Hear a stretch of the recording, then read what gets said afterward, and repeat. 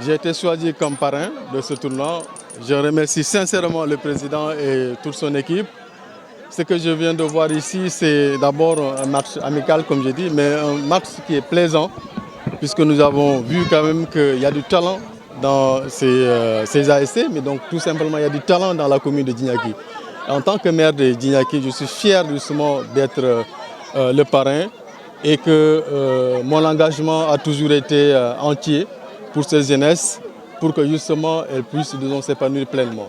Nous n'hésiterons pas à continuer de les accompagner, évidemment, pour que justement ils atteignent leurs résultats. Encore une fois, félicitations à Monsieur le Président pour vraiment la parfaite organisation de ce tournoi. Absolument, parce que en général, bon, je ne dirais pas si en général, mais parfois on observe ce genre d'événements, de comportements.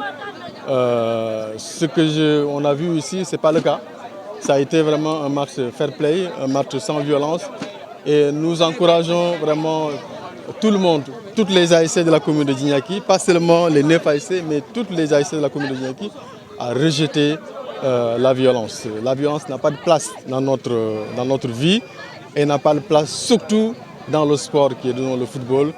Et que les gens doivent comprendre l'esprit du football. Le football, est là pour vraiment unir les gens et pas pour les diviser. Heureusement que la commune de Djignaki, la jeunesse de la commune de Djignaki l'a bien compris.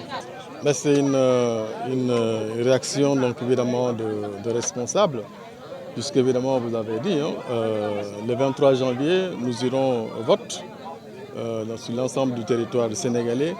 Le Sénégal est une vieille démocratie en Afrique. Nous sommes un exemple et tous les pays du monde nous regardent.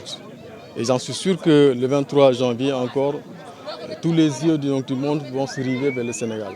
Et nous attendons de nous qu'on ait une élection apaisée et que les vainqueurs soient, disons, félicités. Et donc c'est la raison pour laquelle je lance un appel à la suite du président du tournoi, à l'ensemble de la jeunesse de la commune de Djignaki, d'abord à aller voter massivement.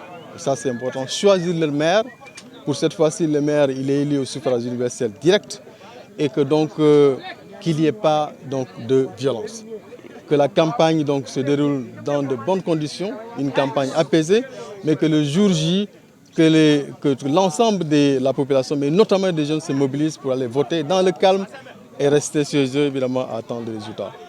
Donc, pour notre part, nous serons démocrates du début jusqu'à la fin. Donc cela veut dire que, quel que soit le vainqueur, évidemment, Moustapha Lo Diatta appellera, donc évidemment, si ne gagne pas les élections, appellera le vainqueur pour le féliciter. C'est ça l'esprit, vraiment. Et nous serons toujours à disposition de cette commune. Que, quelle que soit l'issue, disons, du scrutin, je voudrais vraiment encore une fois profiter de votre antenne pour remercier l'ensemble de la population de la commune de Djignaki pour nous avoir accompagnés durant ces années. On est allé au-delà de 5 ans, pour des raisons que vous connaissez.